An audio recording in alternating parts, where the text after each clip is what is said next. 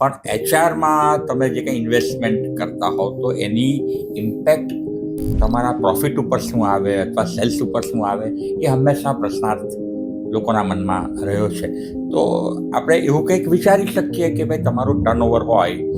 એમાં welfare activity, engagement activity, ફલાણી R&R, આ બધું તમારું કોઈક ચોક્કસ પર્સન્ટેજ, આટલા પર્સન્ટેજ તમારે, તો મને લાગે છે કે MSME એમાંથી સારી એવી ક્લુ મળી શકે. યોજના બનતી હોય છે કે પેનલની અંદર કોઈ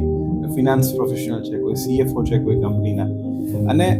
આપણે બહુ સરસ રીતે વાત કરી કે જ્યારે એચઆરને એઝ અ કોસ્ટ સેન્ટર જોવામાં આવે છે ત્યારે તકલીફ સ્ટાર્ટ થાય છે.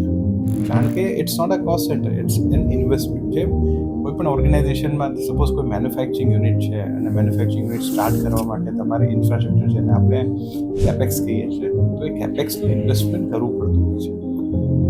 ખાસ વસ્તુ સમજવી એ જરૂરી છે કે જ્યારે તમે હ્યુમન કેપિટલમાં, જે આપણે કીધું, અને મોસ્ટ ઓફ ધ કંપનીઝ જે ફોરવર્ડ લુકિંગ નથી એ કોસ્ટ સેન્ટર તરીકે જુએ છે, તો એમાં જ્યારે કોઈ ઇન્વેસ્ટમેન્ટ થાય છે તો એ ઇન્વેસ્ટમેન્ટનું ડેપ્રિશિએશન નથી થવાનું, એનું એપ્રિશિએશન થવાનું છે. It's like investing into a land bank, real estate at a worthy place, કે જેમાં તમે એક વખત ઇન્વેસ્ટ કર્યું, એ જે મૂડી છે